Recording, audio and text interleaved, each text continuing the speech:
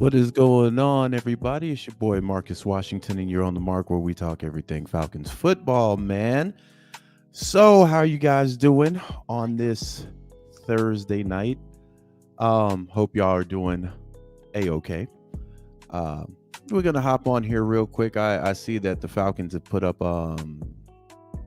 interviews with the offensive and the defensive coordinator.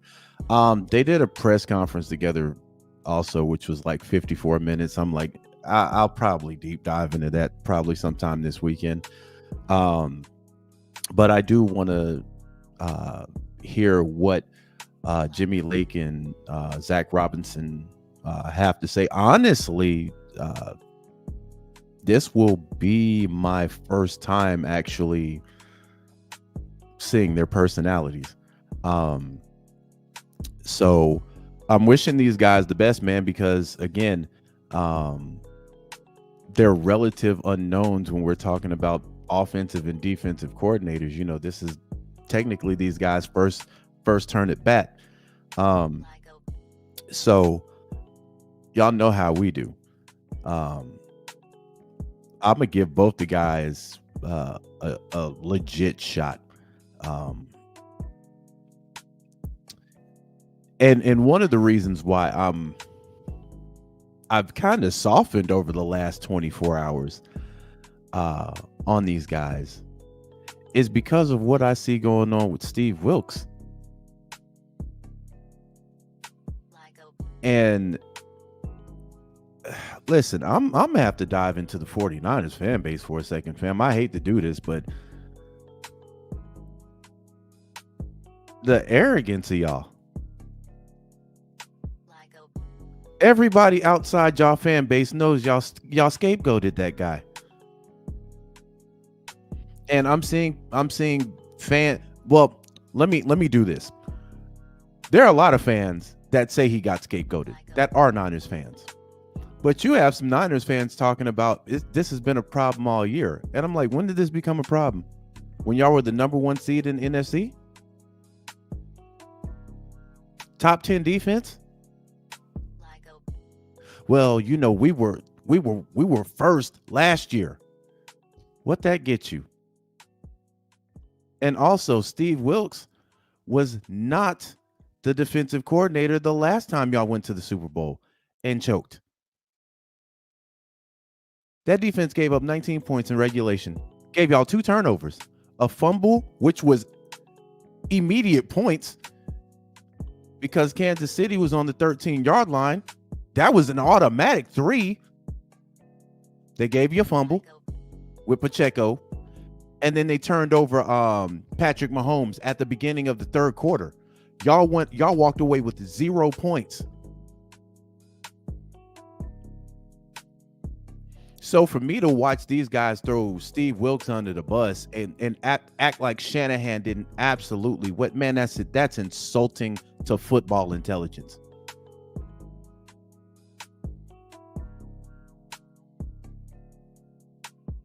Now, I've been on the record saying Green Bay should have beat y'all.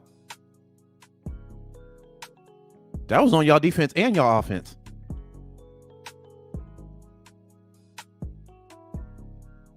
But even though Steve Wilks got scapegoated, I'm almost glad because now next year y'all can put all the eyes on the problem, which is Kyle Shanahan.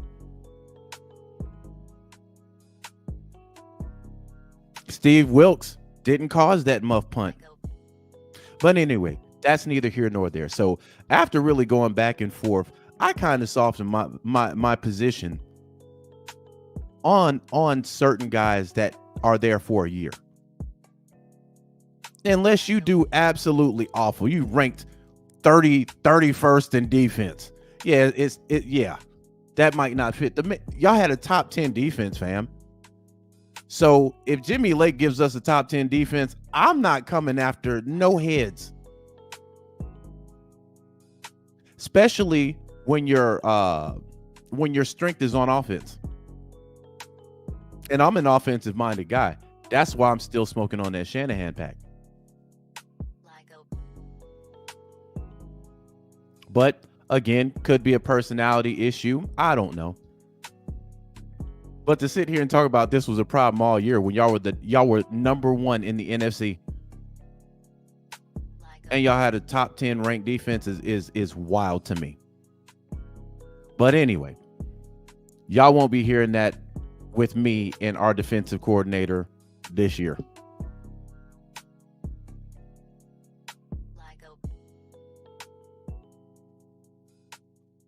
So this is going to be interesting. I think that honestly,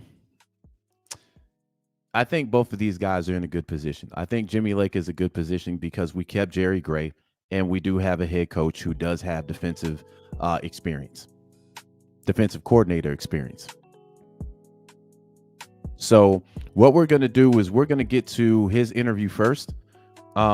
Let me get to some of these comments before I actually let me put this up first and then get to the comments. I hope everybody is doing great today, man. Hope everybody had a great and fantastic day. So let me get to some of these comments. Gad says, "What's good, Falcons family? What's happening with you, man?" John Norman, what's going on? What's going on? Carlos says, "You, what's happening?" What's going on, Scooter? It's logo business all day, every day, every day. 3 Dirty, what's happening? What's happening? Demetric Thomas says, "What's your record prediction for this upcoming season?" I have no idea whatsoever. Honestly, I'd have to take a look at the schedule. I will say this: I expect us to win more than 7 games. I expect that from gate. From gate, we winning more than 7 games. I'm calling that right now. My last year's prediction almost seemed like it was in the bag, and you saw what happened with that. We underperformed. Jesus Christ. Let's move on. Let's move on. Abel, what's happening? He says, "What's good, Marcus? Finally caught you live. The new defense better equal or surpass Nielsen's. Nielsen didn't need a year to develop players. They came out of the gate with a noticeable difference." Yeah, I agree with that. I think y'all know I spoke highly of your boy all year. That's the one guy that I thought was untouchable on this coaching staff. So, and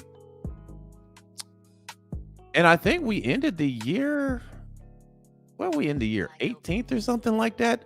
Those last 2 or 3 games kind of like set us back hardcore. But outside of that, we were a top 10 defense for a lot of the year. So it's gonna be interesting to see how we come out defensively. And again, are we gonna acquire some defensive pieces? So this is gonna be interesting, fam. But I agree with you because. But then when you think about it, we said the same thing about Ulbrich when we got up off of Ulbrich. And Ulbrich was an absolute monster of a defensive coordinator. In the cut, laying back, chilling. Then we had to suffer through DMPs for 2 years.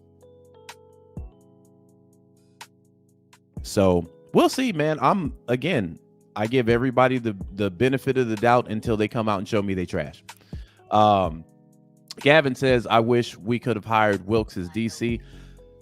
Yeah, Wilkes is kind of on the outs now because all the positions have been filled. They've been filled. The Niners screwed him, man. I don't care if you've been a Niners fan since you were a baby and you're 120. Y'all screwed that man. He was the fall guy. He was the Colt Seavers.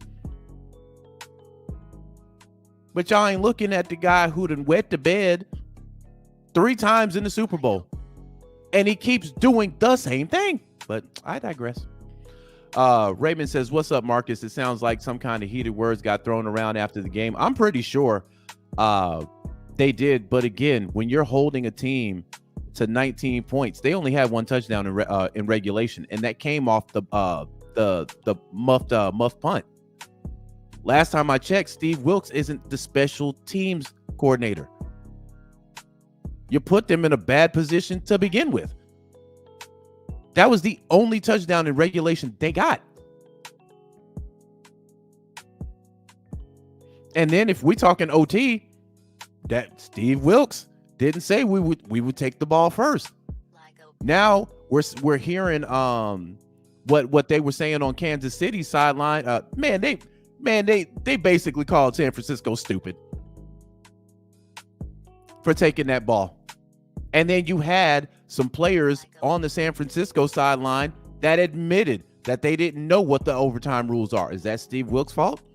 Or is that the coach's fault? So again, man got scapegoated. I don't care what Jimmy Lake does outside of us going dead last on defense. If we giving up 30 plus points a game, yeah, he got to get out the paint. It ain't his time yet. But top 10 defense, man, I'm shutting my damn mouth.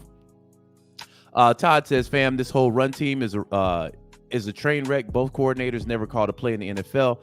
And freaking Hates is still in the pick coaching. I think you meant Yates. I don't know. But anyway, so let's go ahead and okay, you meant Yates. I think Yates was in the wrong position. I think he's in the right position right now.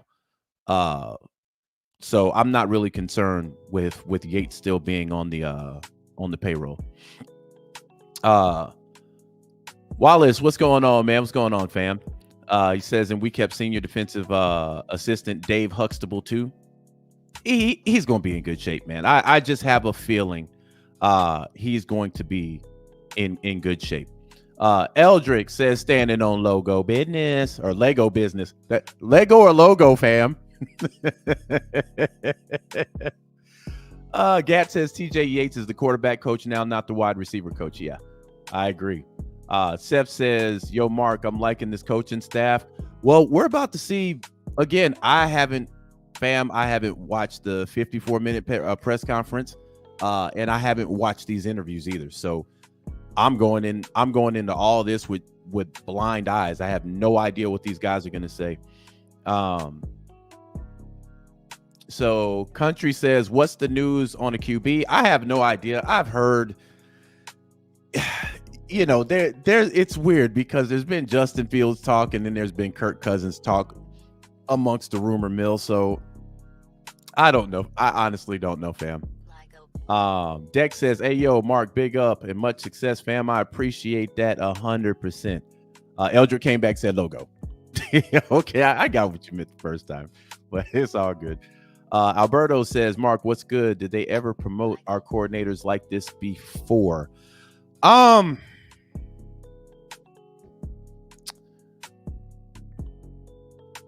question. Off the top of my head, I can't really remember. But we'll check that after the video. Millie, what's happening, fam? I'm gonna keep this. We're gonna look at that after the video. Atlanta Dog says, make a spot for Wilkes on our defensive staff ASAP. He's gonna get picked up. Wilkes is probably the most unlucky guy in the NFL, man. He hasn't had a chance anywhere. But to fire this man in your defense is ranked 10th and y'all went to the Super Bowl and y'all were the number 1 seed is wild. That's wild. But you know that chameleon. It always comes back to you. So I'll be keeping an eye on what they defense rank next year. Wallace says Zach Robinson was the passing game coordinator that was calling the passing plays, so he will be fine as a first-time OC. Okay, we'll see. Todd says, I hate to say it, Coach Morris acts like he is the long-legged Mac Daddy. For this year, he is. For this year, he calling big shots. He back to calling big shots. So we'll see. Nando, what's happening? Eldrick says, I'm going to need the Desbians to let it go. Dude will not be a starter this upcoming season. Hey, I'm not even going to get into the quarterback talk right now. There's people that be watching my videos like the feds. and be ready to run with all I talk about is the quarterback. Yeah, I'm good. Millie says that racist ass Bosa helped get him fired. Again, it's messed up, but it is what it is. What's happening, Jay Lana? What's going on? Atlanta Dog says, how many DCs has Shanahan burned through in San Francisco? We should be asking that, and quarterbacks. Burned through some quarterbacks too. Shanahan has been through some quarterbacks, fam. That's why I'm looking at Brock Purdy. I'm like, you ain't really safe. You ain't really safe. Because if there's a new toy that he wants in the draft, he'll go for that instead of paying you. Keonis, what's happening? What's happening? So let's go ahead and dive into the video, man. Shout out to everybody in the comment section holding your bite down. But yeah, let's go ahead and get into the interview. And we try to do minimal interruption through the interview. But if I hear something that kind of piques my ears, I am going to pause it. So let's go ahead and get started. And man, shout out, man, Tori got these Ninja Turtle calves, man. Look at, boy, this woman got some legs on her. Jesus. Tori in the gym. Them are those Michelangelos she got on, fam. And I'm saying that as a compliment. Them some calves. All right, let's dive in. What's up, everybody? Tori McElhaney here, and I'm so excited to introduce you to new Atlanta Falcons defensive coordinator, Jimmy Lake. Jimmy, thank you so much for coming in, sitting down with us, talking to us about kind of what your vision is for this defense. But before we get into all of that, I actually want to go back in time a bit to, let's say, 2007. Oh, okay. All the way back. That is when you and Raheem Morris first began working together, coaching the DBs at Tampa Bay. What was it about y'all's relationship right off the bat where you felt like, this is someone who I click with? This is a guy who I really like. Yeah, no, it's actually an interesting story. So in 2006, I was hired with the Tampa Bay Buccaneers. I was the assistant defensive back coach, and there was a lead DB coach in front of me. Raheem had left to go be the defensive coordinator for Kansas State. And then he quickly was like, okay, this college stuff is not for me. I'm going to go back to the NFL. So our lead DB coach was fired after the 2006 season. And, of course, me being the competitor that I am, and I was like, hey, I want this job. I want to be the lead DB coach. And Raheem Morris was hired. I had never met Raheem before. And, of course, I was disappointed. I wanted to, I'm ready to run this thing. And the first day he came into the office, he came right in, his big smile, his energy. He's like, hey, I'm Raheem Morris. Nice to meet you, Jimmy. I know that you wanted this job, but we're going to do this thing together. And let's go have some fun with it. And I tell you what, right there, the way he handled that and the way he showed me the ropes of how, because he was already a long-time NFL assistant. Mm-hmm. And he kind of showed me the ropes of how him and Mike Tomlin had ran the room for all those years since the Super Bowl in 2002. I can't thank him enough for him taking me under his wing. And so that was my first interaction with him. And I knew right away that we were going to be great friends and also have a great bond as football coaches. Mm-hmm. Now here we are almost 2 decades later, which is kind of probably crazy to think about. How has your relationship, not just like personally, but professionally, evolved with Raheem since those days? Yeah, so, early on, so right out in that 2007 season, we would watch film together and right away we clicked. We see the game in a very similar lens. In this football world, there's other coaches that they may see it different. They think a technique needs to be done this way, a coverage needs to be done this way, or they see routes differently on offense or a run game on offense. And we quickly learned that we saw the game very, very similar. And so from there, we just grew, and we'd always throw ideas at each other. We would do new things, and it would be successful on the football field. And then we'd watch other NFL clubs, and they would mimic things that we were doing. And so that's when we knew we were on the cutting edge. So it's been a friendship off the field, and it's been a really humongous growth on the field in the football world with us putting our brains together. Mm-hmm. When you talk about we see the game similarly, what do you mean by that when you say that? Yeah, so let's say we're breaking down let's say we're breaking down the New Orleans Saints, for instance, and as we're watching maybe their play action pass, and we start going through what we feel the offense is trying to get done, we'll come to the same conclusion. And then we'll write down our ideas of how we're going to stop that certain route that's also matched up with that run, and we'll come down to the same conclusion. And so, if you just put in a room of 15 coaches, you might have 14 different answers. And there's a lot of times Raheem and I see the same lens of how we're supposed to stop an opponent. It's really interesting. When Raheem came in his introductory press conference, he said, I really want to empower Jimmy to be the front man of this defense. And we know Raheem's a defensive guy. You've worked with him. But what was it about the opportunity to come to Atlanta, be able to put the headset back on and be a play caller here that really intrigued you and excited you about the opportunity in front of you? Yeah, first I'll go way back to my when I first started coaching. I was a undergrad assistant at Eastern Washington in 1999. And when I started my coaching career, I got my first DB job in the year 2000. My goal was to be a defensive coordinator in the National Football League. And so I'll say that right now. This is what I've been researching, planning for since 1999. And for it to finally be here, I can't be more joyous and more excited, and just chomping at the bit to get started, which we've already started here in the last couple of weeks. And so now that I look at the Atlanta Falcons and I start watching, our team from 2023, you can see a really good base of the mentality of how you're supposed to play this game. This game needs to be played violent. It needs to be played fast with proper fundamentals, how to get off blocks, how to tackle, how to cover, and how to rush the. Let me stop right here. I like that he used violence first. I don't condone violence of any kind, except for on the football field and in boxing. So if that's the first thing that you're saying, violence, getting off of blocks, all this other stuff, and he's talking about how he watched the defense this year and he sees a good base.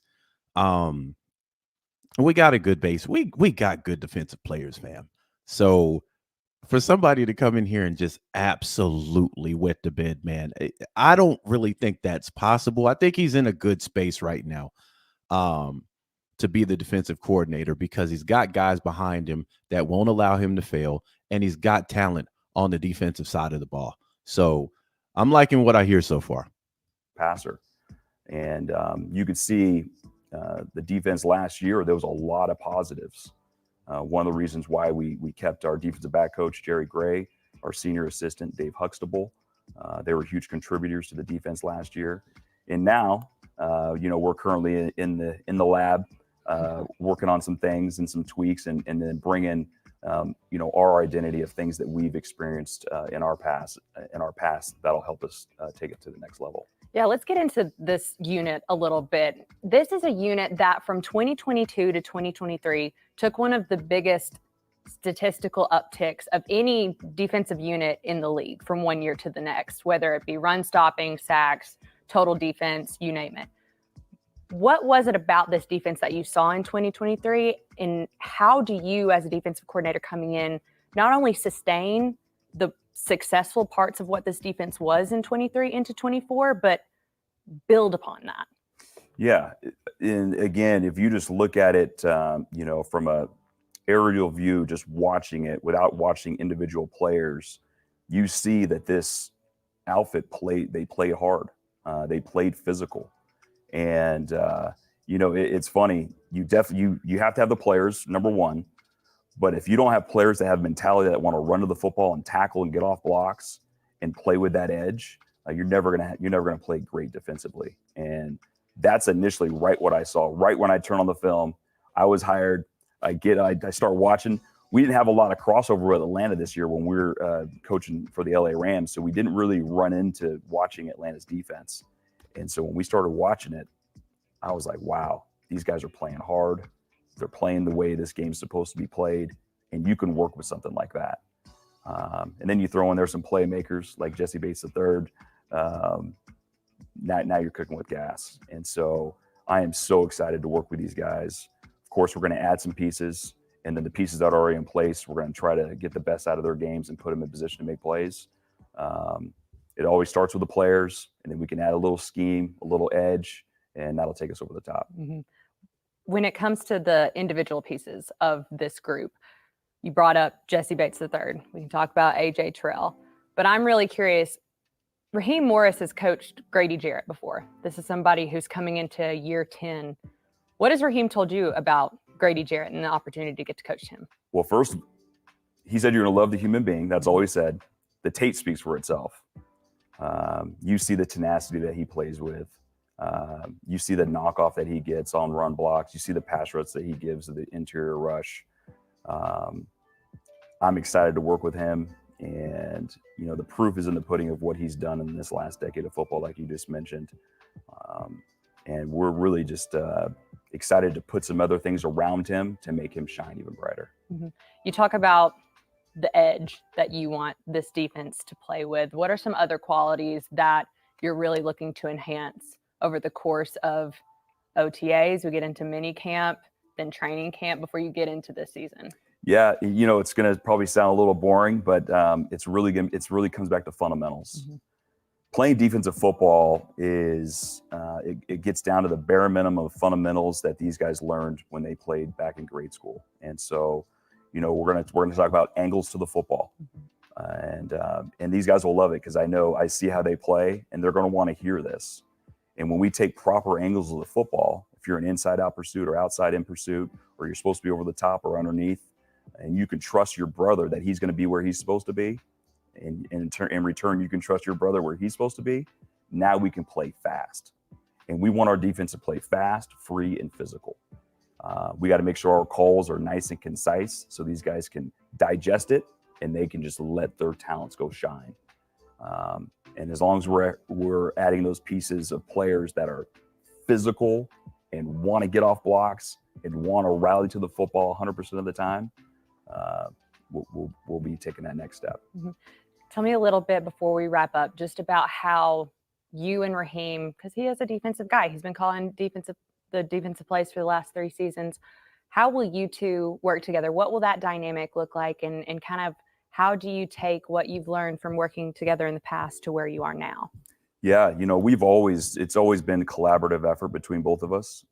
His last 2 years in Tampa, there was no named defensive coordinator, but Raheem and I took the workload of that in 2010 when we won 10 games, and then 2011 his last year.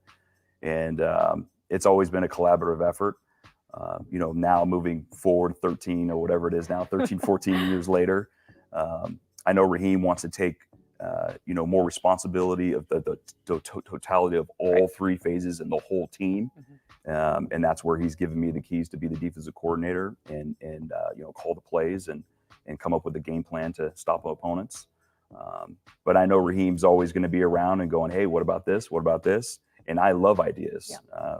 Our first defensive staff meeting I had yesterday with the rest of my defensive staff, I said, hey, I love ideas. Let's bring all those ideas to the table. And, you know, we'll get these up on the board and work them all out. And the ones that make it, and if it comes from the DB coach, the D-line coach, the linebacker coach, we're all in this thing together. So it's really going to be a collaborative effort. Going back to what you were talking about, how this is a goal, a dream that you've had since 1999. How are you, maybe even the same guy that you were in 1999, dreaming about that opportunity, to now being the guy sitting here in 2024, having a conversation about reaching that goal? Yeah, extremely proud. You know, my wife, Michelle, and my kids have seen the journey. It's cool to get all the messages from them and the hugs from them to see that my dream has finally been realized. But I'm completely different from 1999 till now. A lot of growth and, you know, personal growth, and professional growth. Been in a lot of different seats, from defensive coordinator in college, head coach in college, and position coaches at the NFL level in college. But yearly, just always preparing for this moment, what I wanted this defense to look like. And I'm extremely excited, and I can't wait for the Atlanta Falcon fans to watch what this defense is going to look like when we have opening day in September. To that end, we'll wrap on this.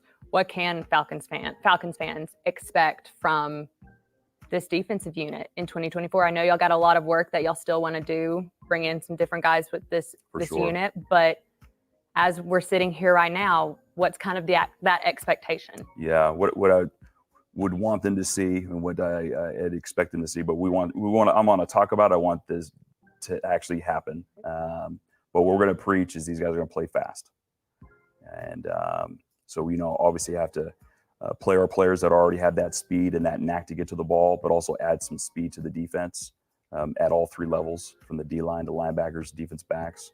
But then we want to play free. And what I mean by that is they need to be able to get the call, digest it, and they need to go. We can't have guys out there slow thinking and reacting slow to their reads and their keys. And then the last thing is they got to play physical. And so, hopefully as the first game's a home game, I would like our fans to see our defense play fast, free, physical. And then with the all-out goal is to get the ball back. We're trying to get the ball back for the offense. Hopefully we can score first, and then our extra point team can go out there and kick. But if we can do that, we want to get the ball back for our offense, whether that be a fumble, an interception, or stop on 4 downs. Love it. I'm excited about it, and I'm sure Falcons fans are excited as well. Thank you so much for joining me, and let me be the first of many to welcome you to Atlanta. Thank you so much. All right. So that was your boy, Jimmy Lake. Hey, man, I like what I hear. He talked about how, Raheem Morris, will be in his ear, which I kind of figured. I don't think you let a guy first year off the leash like that. So I think, Raheem Morris will allow him to, do what he wants to. And then if there's adjustments that might need to be made, or if he gets, flustered or something like that, I think that's when they'll kind of come and be like, hey, how about this? This is what I'm seeing right here. That type of stuff. But for the most part, I like what I heard, man.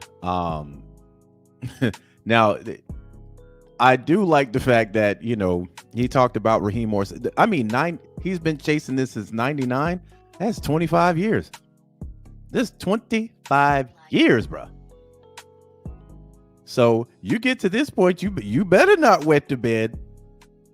Keona says, okay, is our first game a home game? I don't know. I think he just said that. I'm not sure. Devin says, hopefully we can have an official no-fly zone. I'm sure the vets on the front seven will do good, and the young guys will mesh with our other vets, but Lake and Gray could be scary. Yeah, he also talked about, getting some new guys in here also. Again, I don't know, man. We won't know what the game plan is until free agency opens up, fam.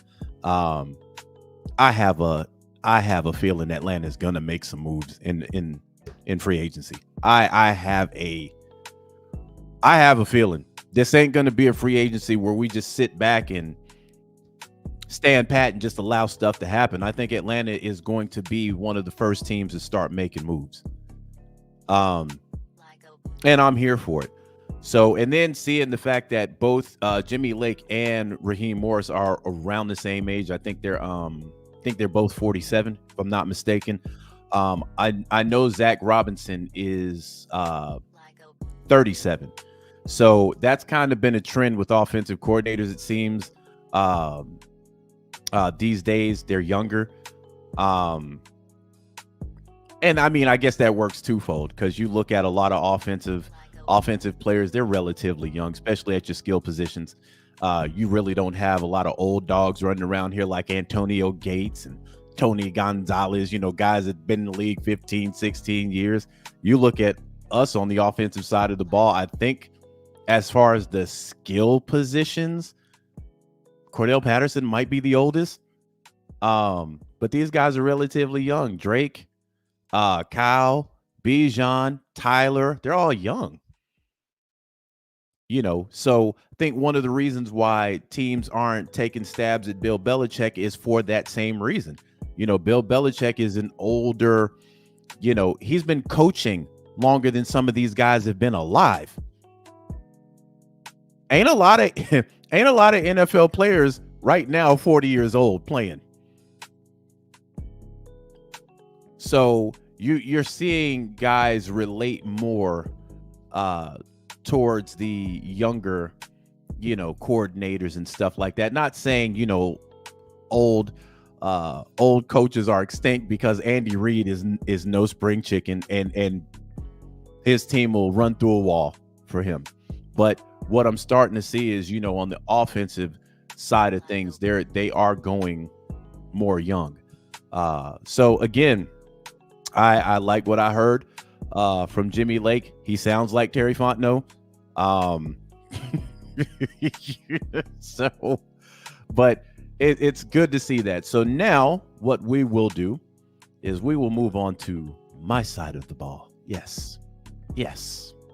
Offense. And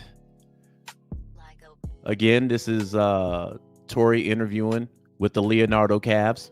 She's rocking the Donatellos. And again, that's a compliment. When you got calves that look like that, that's a compliment. Not everybody's walking around with Ninja Turtle calves, fam.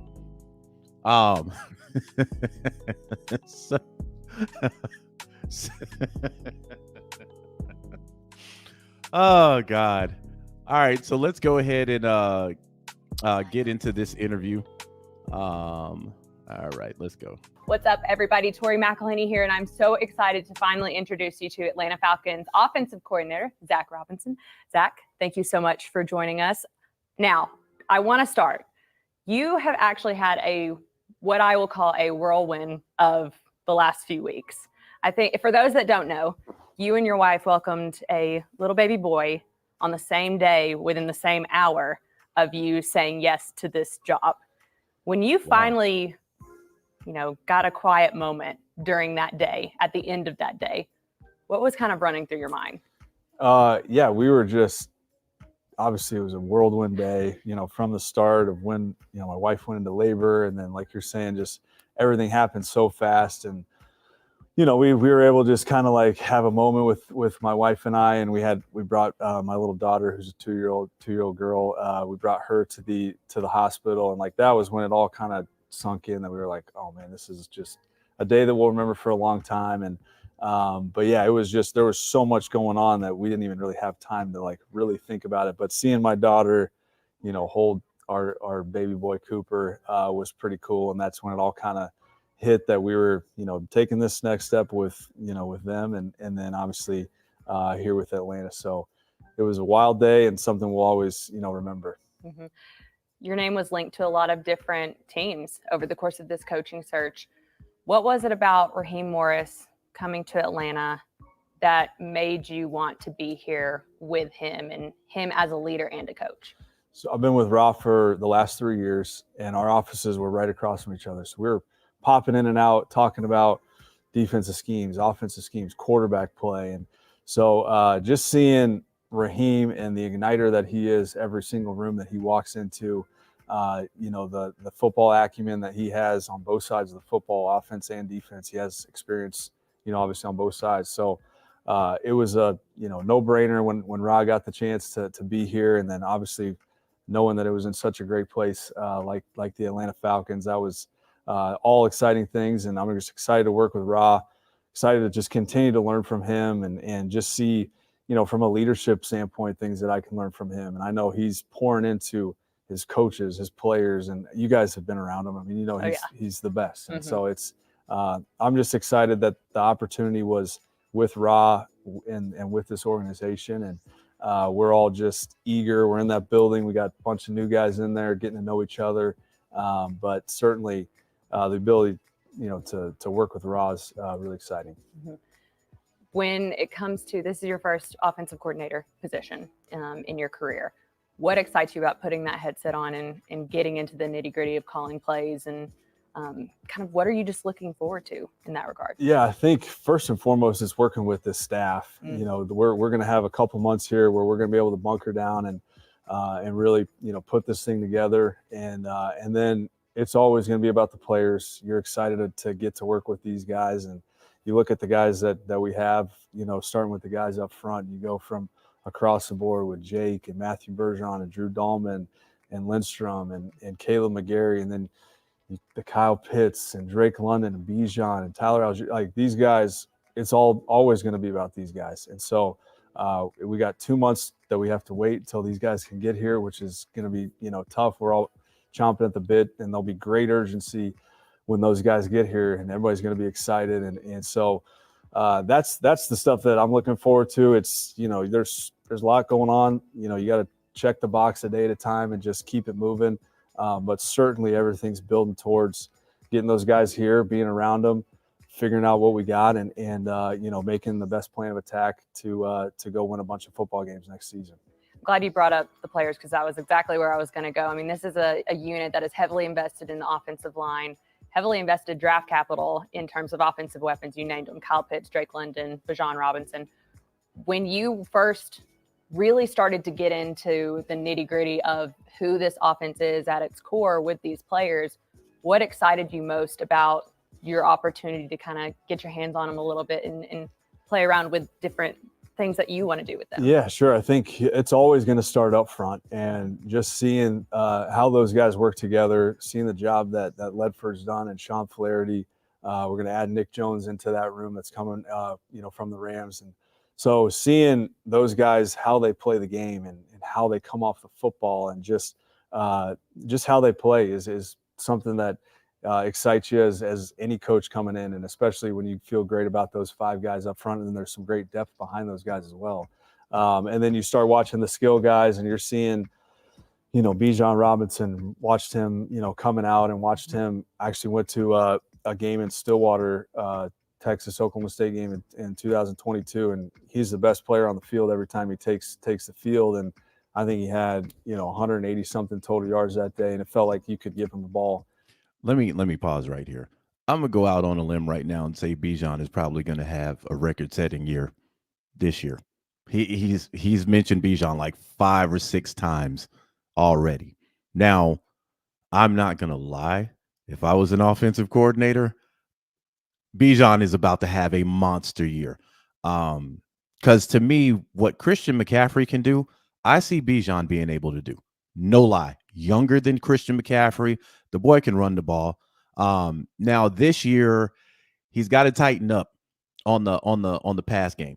But if he can get to that level, my goodness, man, he's going to break the NFL. And I can already tell by the way that Zach is talking, Bijan gonna get some work this year. 50 times, and he was going to make it work. So that was kind of my first exposure, seeing him, live, and then going through the draft process, just seeing how special he is. There's nothing that he can't do. And so that's exciting. Drake London, studied him a bunch coming out. Love the way that he plays the game. All these guys that are here with the job that Terry's done in the front office, they love football. Like, they love the game, and they're great guys, which is a great starting point for any team. And so then you throw in Kyle Pitts and just the athleticism that he has, and he can be a complete tight end. And I think that's, something that he's excited about getting going. And so knowing that, the injuries and those things that happened in 22 and just coming back from it last year. So, you can't help but be excited, but certainly starts with those big fellas up front. Those guys make it go. And then, the pieces around them are all exciting. We're looking forward to just putting together the best plan. Mm-hmm.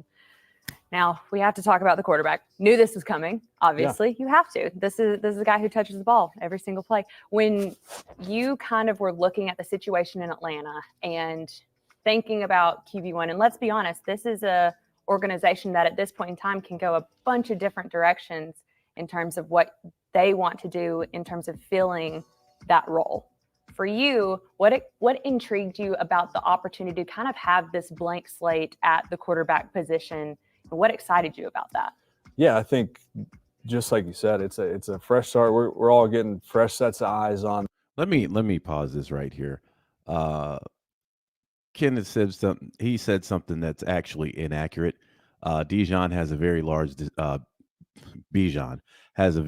deficiency. Once he gets hit, he goes down. Hardly any yards after contact, but that's what Tyler Algier is here for. Okay, we'll move on.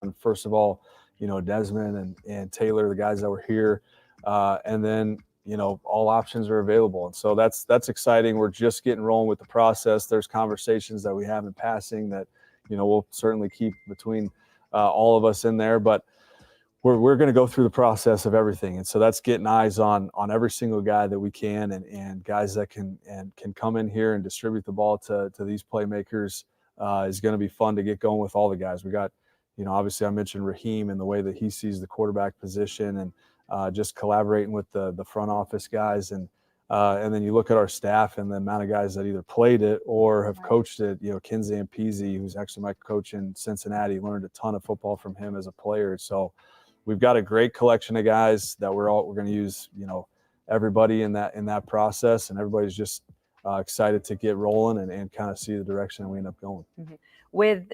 Over the course of your time with the Rams, you had a chance to work in close proximity with a lot of different quarterbacks at a lot of different points in time in their careers. I mean, you just go through the list. You're talking Jared Goff in his final season with the Rams, a Super Bowl hungry Matthew Stafford, a journeyman in Baker Mayfield, undrafted free agents, first round draft picks. What did you learn through that experience of working with all these different guys about putting the guy in the best situation to be successful, regardless of where he is in his career? Sure. Yeah, it's a great question, because it's, you had Jared as a young developing player still, and so talented, and going from that, and then like you mentioned, in 2022 went through 4 quarterbacks, and then certainly very fortunate to be around a guy like Matthew Stafford, first ballot Hall of Famer, and he's in his 15th year in his career, and all those guys, like you mentioned, are in different spots of their career. And so piecing that thing together each week, you realized you got to kind of recreate your identity a little bit without losing totally the foundation of your offense. So learned a ton really the last couple years, especially the 2022 and then 23 season, just going through some adversity that 2022 year, and playing with those different guys. And we've had some great guys. They all love the game. They're all very smart guys. They're all talented in their own right. So but learning how to adjust each week was something that didn't have to really do the first couple of years. And so learning that process and what that looks like every single week to keep the offense humming, but also tailored to those guys. It certainly takes a collaborative effort with the entire group, but something that you just learned a lot about. Over the years, what type of qualities did you see in these quarterbacks that you worked with that are the qualities you need to have to be successful in this league? Yeah, I think first and foremost, that person's got to be the most competitive person in the building.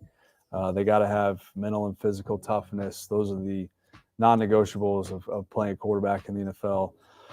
They got to be able to think. They got to be able to throw accurately. You got to be able to have all the inventory of throws, touch, pace, drive it when you need it. And then they have to be poised and have, competitive greatness, being at your best when your best is required. And so I think that's the stuff you're looking for. Is it easy to find? That's the magic that we're all trying to find and finding the right guy. But definitely those are the qualities that we'll look for. But that guy's got to be the most competitive person and a guy that all these games are close. And so you got to have that guy that in those moments guys are looking to, and the guy that wants the ball in their hands is the guy that we're looking for.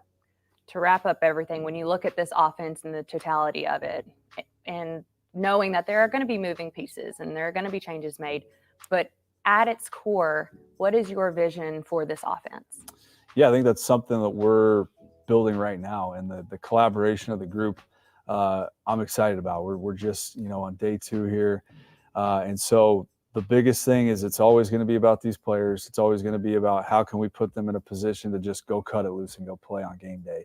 And so whatever that ends up looking like, that's our goal. That's the goal from day one when they get here, is to provide clarity, be detailed, be fundamentally sound, all the things that we're going to preach from day one. Like I mentioned, just so they can cut it loose and go play. And that's going to be the biggest thing. Have fun, enjoy doing this. I mean, these guys are NFL players, and what a great opportunity they have every single Sunday to take the field in front of a great fan base. And so those are the things that I'm looking forward to, is just getting with these players. It's always going to be about them and just getting the plan together. I got goosebumps just thinking about it. So I can't wait to get going with these guys. I think that's a really good note to end on. Thank you so much for joining me, and let me be one of many to welcome you officially to Atlanta. Awesome. Appreciate you. All right, that was Zach Robinson's presser. Shout out to Tori and those Raphael Cavs. So he didn't really give a lot other than personality. When he mentioned the quarterback position, he mentioned both Ritter and Taylor Heineke, and then immediately moved off of that and started talking about what they'd be looking for and the decision-making process. So I like what both of these guys bring. I think Jimmy was much more comfortable than Zach. It seemed like Zach had like nervous energy with an interview process. Not the interview process, but the interview with Tori, which I don't mind. As long as he's game day ready to call these plays, I'm absolutely okay with that. But again, what I want to do, I'm gonna get into some bonus stuff. So we've already covered what we came to cover. So we met the OC and the DC. I wish them the best. I hope they have legendary careers with the Falcons. Now we already know if Zach Robinson comes out here and is just an absolute stud, inside of 2 years he's probably gone. Same thing with Jimmy Lake, because this is the way football goes these days. When you're hot, you're going to get offered a head coaching job. So we just need to get some type of chip before that happens. But I'm again, there's nothing bad I can say. This is just all good stuff, man. But what I want to do, this is bonus footage now, or bonus coverage. So let me do this. Oh sheesh, hold on for a second. I don't know why I did it that way. You big dummy. Let me go over here. All right, I'm gonna pull something up. And I know there was some people like Rams fans that were sad to see Zach Robinson go. But this is what I want to do. Let me share this real quick.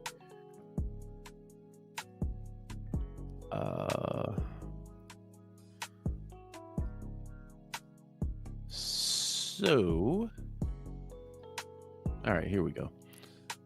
So we'll go ahead, and this is basically film review. So we'll kind of get an idea. It's hard, really. It's hard, really, to gauge exactly what as far as Zach Robinson, because Sean McVay was the de facto guy over there. But we'll take a look at this anyway to just kind of get an idea for schemes and stuff like that.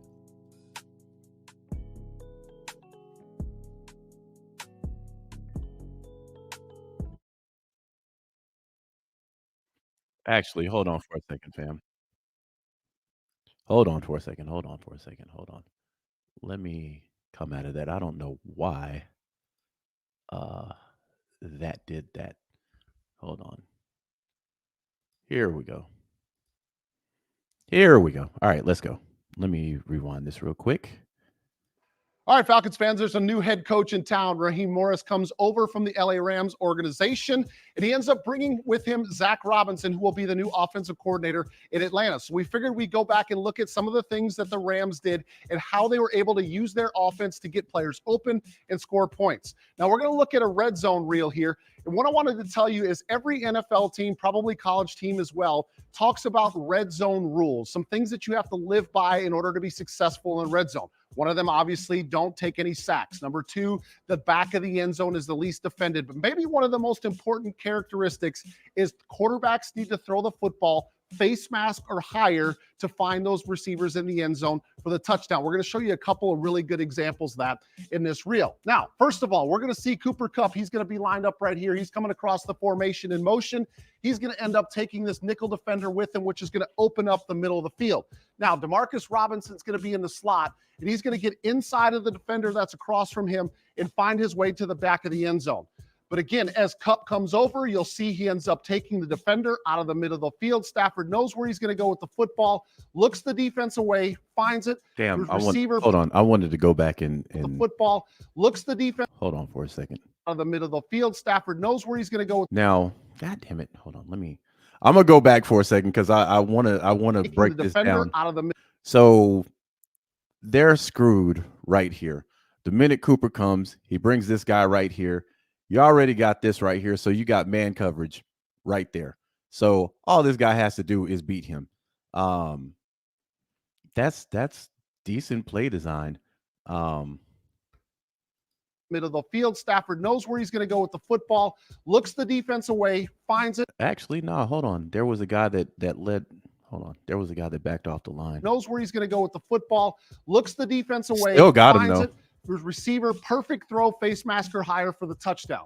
But I think if we look at the tight angle, you're really going to get an idea to see how Stafford looks off the defense. So again, as this play comes, Kupp's going to come across in the motion. Stafford gets the ball, and you really see him here. He's But looking there's a the void defense right there, away, though. and he's going to take There's a Tyrann void Mathieu, and right he's going there. to end up running away, which is going to open up the field. He knows he's coming to the backside here, but again, as soon as he looks the defense away, throws the ball up, Demarcus Robinson elevates, catches the football for a touchdown for the Rams.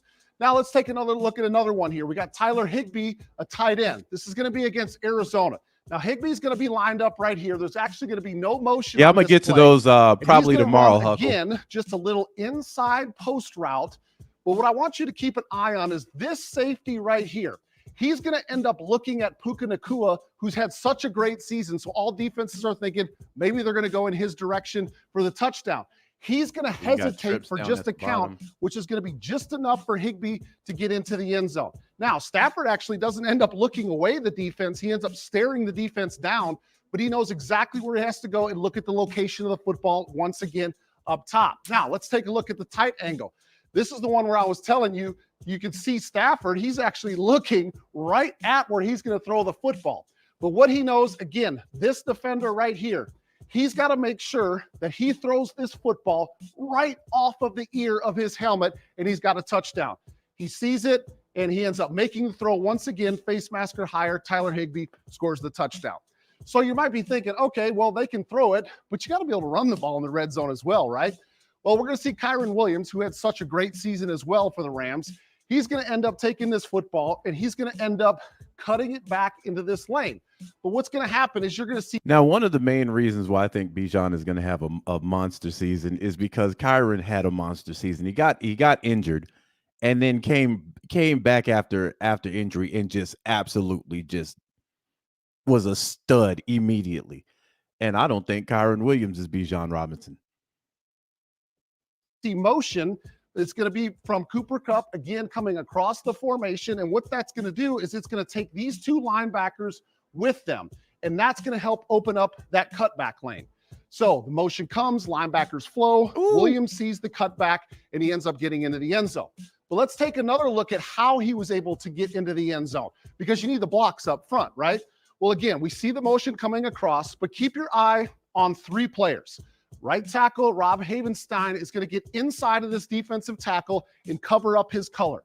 Then you're also going to end up getting the tight end Davis Allen. He's going to get inside the defensive end, and then you're going to get a little bit of a hold-off cut block here by Puka Nacua. Those three blocks will allow Williams to see this cutback lane.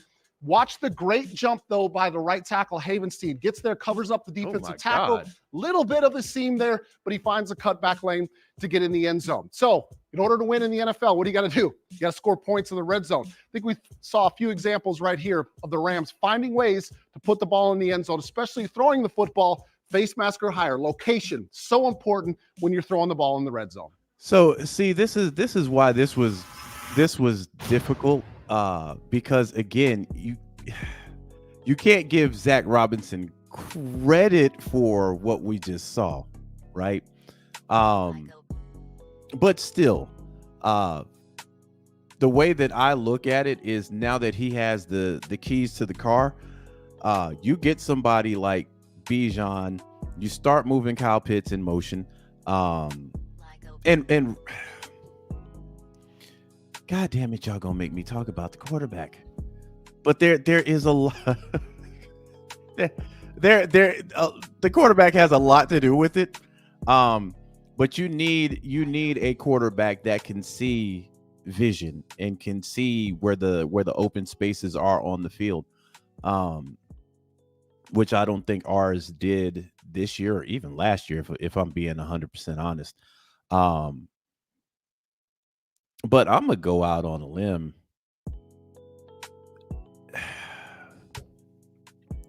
Bijan gonna have an all-world year next year. I'm just gonna go ahead and call that. But I want to do one more because somebody mentioned Bijan. I be in the dark. I hadn't watched any of these interviews from like the lead up to the Super Bowl. So apparently he did 2. Actually, he did 3. So we're not gonna go through all 3. Matter of fact, you know what? I'll do that either tomorrow or Saturday. We'll because I'm seeing another interview right here too. So Bijan was busy. I'm seeing another interview. Yeah, so that's 5. That's 5 that I see. Actually 6. So yeah, we'll go through that probably Saturday, because I do want to get to the assistant coaches. I saw that they put that up, so I do want to give the assistant coaches some love, as well as we've given the coaches and the players and the GMs, and because sometimes the assistant coaches go almost unspoken for, fam, and I'm at fault for this too. Because I really don't talk about assistant coaches or whatever, but they have a job to do as well. So I'm gonna give them love. So we'll focus on that tomorrow. Gat says, could we have 2 1,000-yard rushers this year? Well, we already know Algier has done it. So it's a possibility that could very well happen. But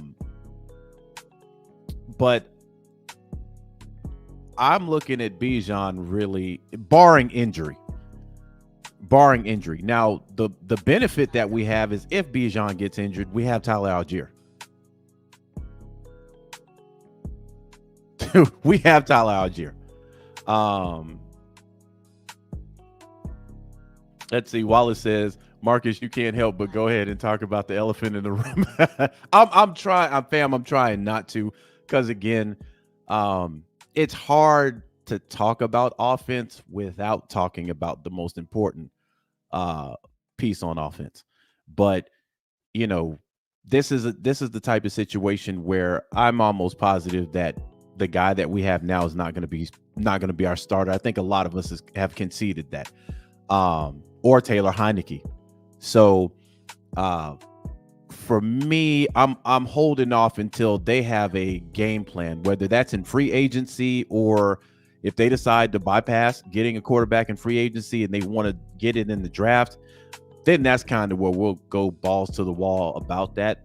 But yeah, you know, let's see. Raymond says both our running backs are going to be eating. Tyler is a beast to tackle, but Bijan doesn't go down easy either. Bijan to me is he's so reminiscent of LaDainian Tomlinson. He's so reminiscent of that guy, elusive, you know, can shake a guy. Tyler Algier is just like, that's the running back that you use to absolutely wear a defense down. And he gets stronger as the game goes on. So I love TA. I love TA. That dude is a beast. And we have 2 great running backs in our backfield. So man, I'm ready for the next season already. But let's see. Keona says, yeah, well, Kenneth says Tyler Smash Mouth. I don't know why you keep calling him Dijon. Well, we've called him Bijan over here too. So Bijan is predicated on misses only 2 totally different backs. He's actually taking contact. That was one of his things in college. You know, yards after catch or yards after carry. You know, so I think the way that it was set up this year, we just didn't have an identity on offense this year. If we're just being honest, every week it was something different. You didn't know what Arthur Smith was going to do offensively, but you know, that's neither here nor there. Let's see. Seth says our quarterback room has no accuracy at all. Exactly. But I think that room is going to get cleared out as soon as free agency opens up. Millie says, I still feel as though in order to move up, Tyler might be involved in a trade, might be the best young player other teams might want from us if possible. I'll be honest. For me, this is not the year to go up in the draft. You got 8. I'm not giving away no premium pieces on offense. None. Everybody is off the table. That goes for both running backs. Nobody is on the table. And that's including Kyle Pitts. You heard Zach Robinson kind of allude to the fact that, you know, Kyle has been injured and stuff like that. When, man, listen, this is from an offensive minded guy. I got to see with a decent quarterback, I got to see if he can still perform like he did in his rookie season. Now, if next year he can't, well, you're kind of in the plus, because Kyle's coming up on his 4th year. So we got him at 4. So we have his 5th year option to pick up if we want to. So we're kind of in a pretty cool place with Kyle Pitts. But I'm gonna see this year if he's what people are trying to say he is, which is a bust, or if he's that guy. Because if he's that guy that everybody thinks he is, then yeah, you don't give guys like that away. Let's see. Kenny says, fam, since you spoke about Tori's legs, can't get out of my head. I can't get it out of my head. She's our Falcons April from Ninja Turtles. Man, Tori got I gotta give respect where respect. Hey, she's got them Ninja Turtle calves. Hold on for a second, fam.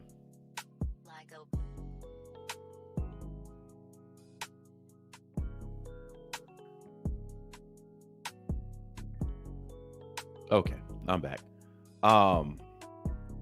But yeah, you know, Tori stays on the clock. She's been working since the season has been effectively over with. So, you know, shout out to Tori for doing the job, man. You know, D-Led. Somebody said D-Led somewhere punching air right now. You know, Gat says Drake might break 1,000. One thing we do know, all the first round picks will have more than 2 to 5 touchdowns. I think this offense, we'll see. We'll see. Y'all know me, man. I got to see preseason. I got to see it. Preseason going to be vanilla as hell, but I can see what they're kind of setting up in preseason. Training camp, I ain't taking. Fam, I done told y'all this 1,000 times. Everybody looks good in shorts. Everybody. Training camp to me is to get guys' stamina up, get them in football condition. That's all it is to me, you know. But when you put pads on and you're playing in front of people, that's where I can kind of gauge. Okay, I see this, I see that. Even in, you know, vanilla packages, I can kind of see what's what. So Seth says, sell the farm and go get a QB. Okay. He also says, rise up tonight with Tory. Man, people gonna be thinking I'm campaigning for Tory after this, man. I'm just respecting that woman on her Ninja Turtle calves, fam. That's it. But anyway, man, I'm about to go ahead and get out of here, man. We'll get on here tomorrow and talk about the assistant coaches, because they did do a press conference. So we'll go ahead and show them some love. And then Saturday we'll probably get into, because hold on, let me see if Kyle Pitts did any interviews, because your boy Bijan was out here just straight talking. And Kyle is a pretty private guy, so I don't expect. There's nothing on here.